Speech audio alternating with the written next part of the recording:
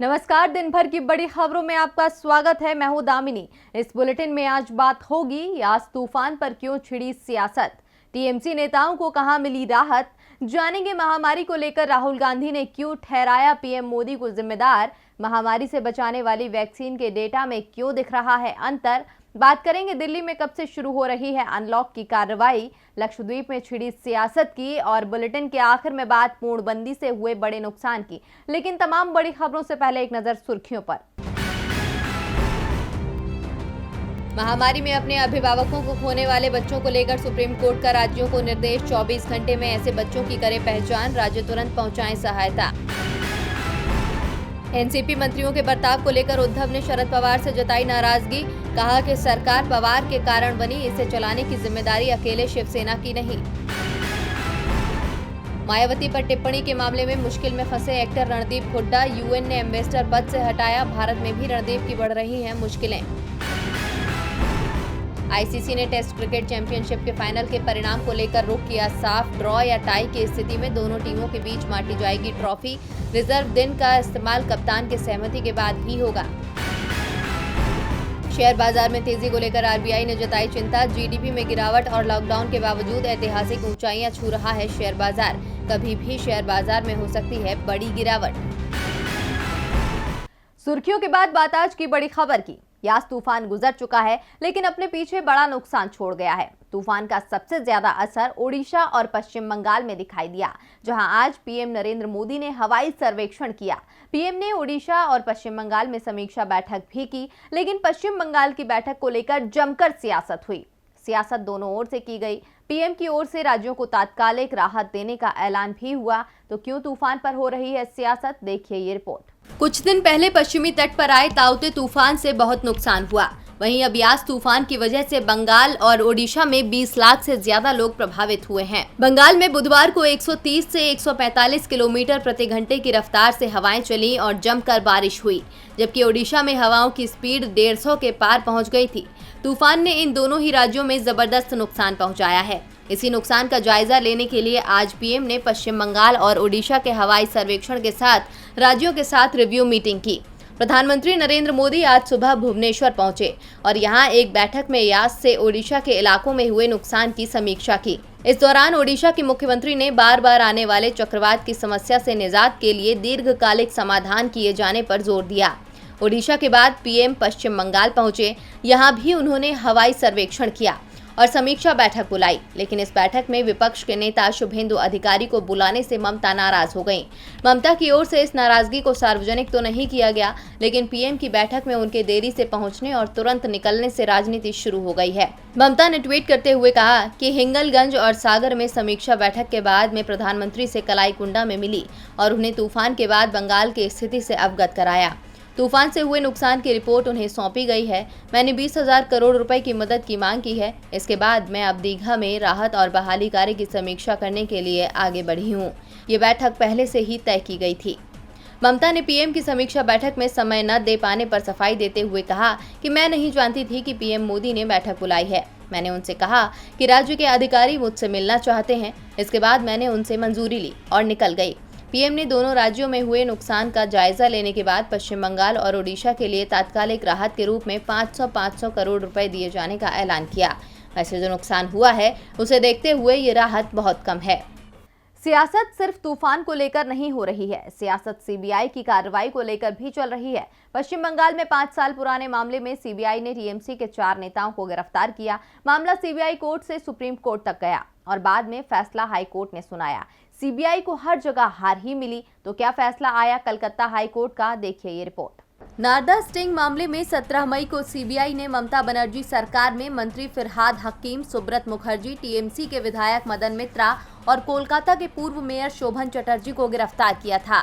मंगलवार को supreme court ने सीबीआई को कलकत्ता हाई कोर्ट के आदेश के खिलाफ अपनी अपील वापस लेने की अनुमति दे दी थी। सीबीआई ने हाई कोर्ट के उस आदेश को सुप्रीम कोर्ट में चुनौती दी थी। इस मामले में टीएमसी के चारों नेताओं को घर में ही नजरबंद रखने की अनुमति दी थी। इसके बाद कोर्ट ने 21 मई को बंगाल के 2 मंत्रियों, एक विधायक और कोलकाता के पूर्व महापौर को जेल से हटाकर उनके घरों में ही नजरबंद करने के आदेश दिए थे। हाईकोर्ट के 5 न्यायाधीशों की पीठ ने 24 मई को मामले में सुनवाई की और मामले में सुनवाई स्थगित करने के सीबीआई के आग्रह को मानने से इनकार कर दिया था, जिसके बाद अब कलकत्ता हाईकोर्ट ने शुक्रवार को अंतरिम जमानत देने का निर्देश दिया है।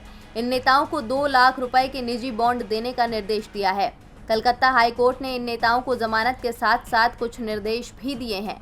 इन नेताओं के प्रेस कॉन्फ्रेंस करने पर भी रोक लगाई गई है।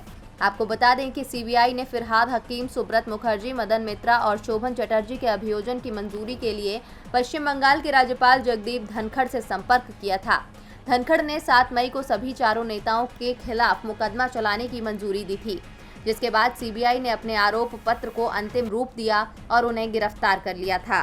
टीएमसी नेताओं के लिए तो राहत की खबर है, उन्हें अब नजरबंदी में नहीं रहना होगा, लेकिन देश की परेशानी कम होती नहीं दिख रही है।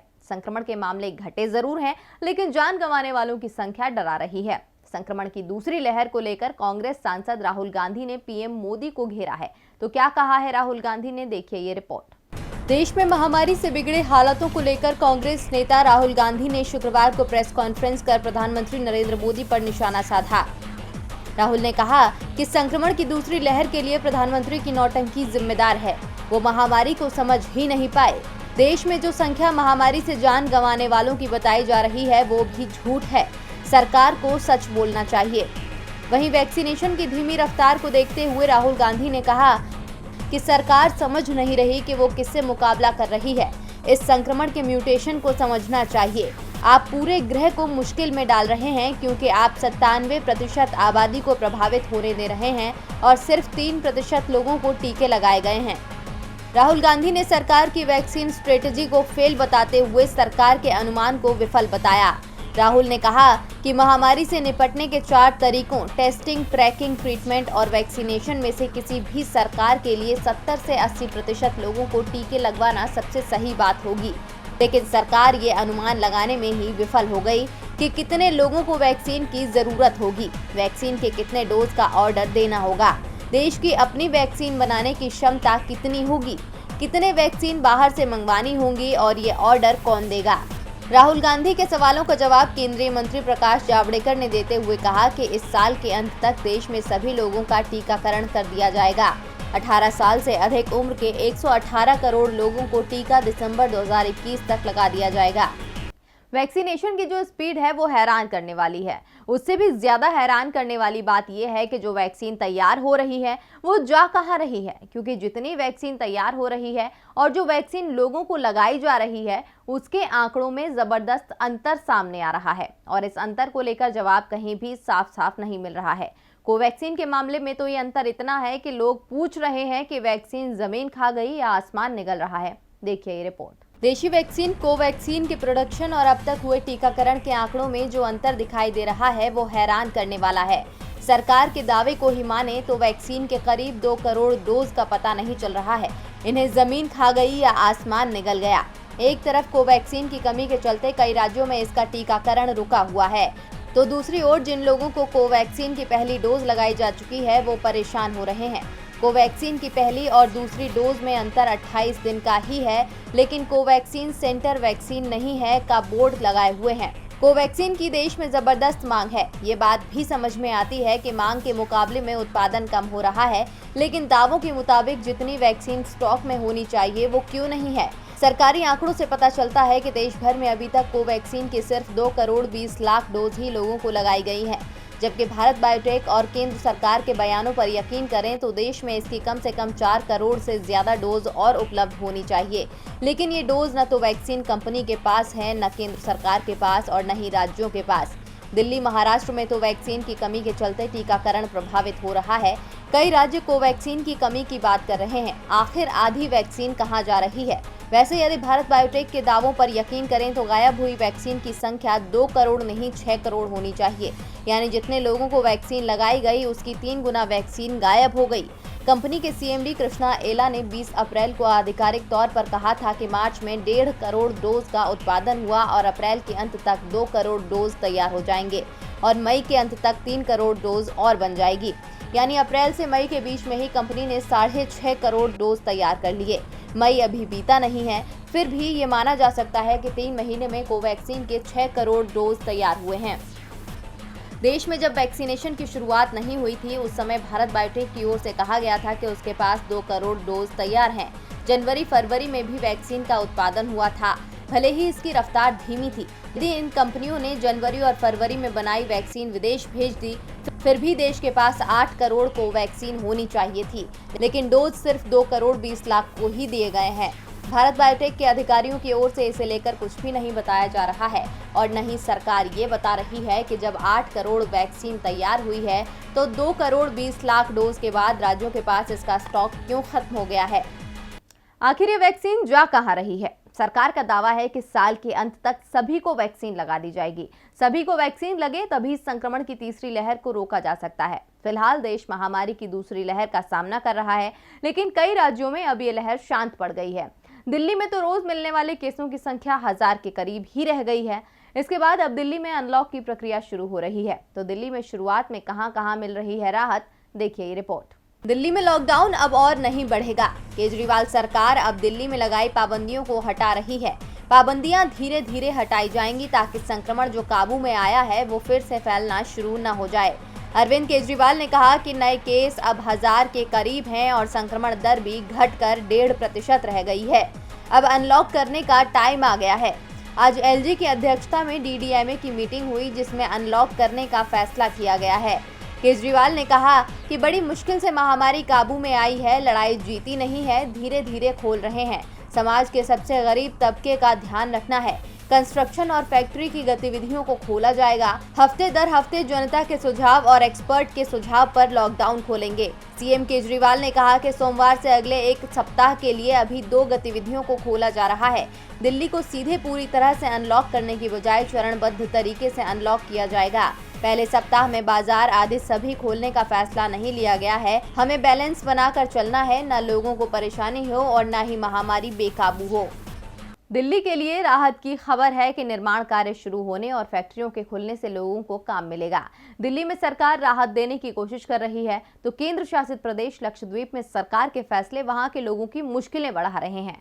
लक्षद्वीप में विधानसभा नहीं है, इसीलिए वहां प्रशासक के द्वारा ही फैसले लिए जाते हैं और लक्षद्वीप के प्रशासक प्रफुल्ल पटेल के फैसले अब मोदी सरकार की परेशानी बढ़ा रहे हैं। देखिए रिपोर्ट। लक्षद्वीप की आबादी करीब 75,000 है। इस आइलैंड के अंतर्गत 36 द्वीप समूह आते हैं।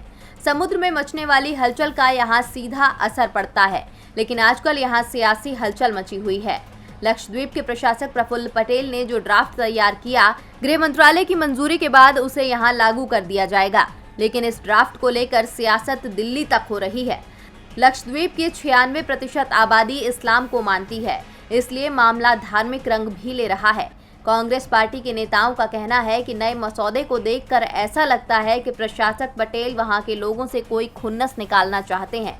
लक्षद्वीप से शराब के सेवन पर रोक हटाई गई है, तो वहीं पशु संरक्षण का हवाला देते हुए बीफ उत्पादों पर प्रतिबंध लगाने का आदेश दिया गया है। लक्षद्वीप की अधिकतर आबादी मछली पालन पर निर्भर है और समुद्र किनारे रहती है। प्रफुल्ल पटेल तटरक्षक अधिनियम की आड़ में मछुआरों को उनके घरों से बेदखल कर रहे हैं। केसी वेणुगोपाल का दावा है कि क्या नए कानून के जरिए वहां के लोगों को डराया धमकाया गया है। वे सरकारी प्रस्तावों पर मौन रहें। केंद्र सरकार की मंशा क्या है? लक्षद्वीप का पारंपरिक ढांचा समाप्त करके वहां उद्योगपतियों को फायदा पहुंचाने की योजना बनाई जा रही है। ये सब लक्षद्वीप के स्थानीय समुदाय के सांस्कृतिक और धार्मिक ताने बाने को समाप्त करने की कोशिश है। शराब से बैन हटा रहे हैं और बीफ पर लगा रहे हैं। वेणुगोपाल ने राष्ट्रपति को पत्र लिखकर प्रफुल्ल पटेल को वापस बुलाने के साथ ही प्रफुल्ल पटेल के कार्यकाल में लिए गए फैसलों को रद्द करने की मांग की है। केरल से सीपीएम के राज्यसभा सांसद एलामाराम करीम का दावा है कि ये सब बड़े औद्योगिक घरानों को फायदा पहुंचाने के लिए किया जा रहा है। भाजपा इस द्वीप समूह को स्थानीय लोगों के हाथों से लेकर उद्योगपतियों को देना चाहती है। और बुलेटिन की आखिर में बात देश में बंद होते स्टार्टअप की। स्वास्थ्य मुसीबत की वजह से देश की आर्थिक स्थिति पूरी तरह से बिगड़ चुकी है।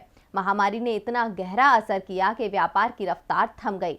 यहां तक कि पूर्णबंदी की वजह से छोटी कंपनियों और स्टार्टअप पर तो तालाबंदी की भी नौबत आ गई। जी हां, एक रिपोर्ट के मुताबिक देश में आधी से ज्यादा छोटी कंपनियां और स्टार्टअप बंद हो सकते हैं। देश का विकास व्यापार पर टिका होता है। अगर व्यापार रफ्तार के साथ आगे बढ़ता है तभी देश में भी विकास की गति तेजी पकड़ती है। लेकिन भारत में तो महामारी की वजह से व्यापार ही ठप पड़ गया है। बढ़ते संक्रमण की वजह से राज्य सरकारों को पूर्णबंदी का फैसला लेना पड़ा।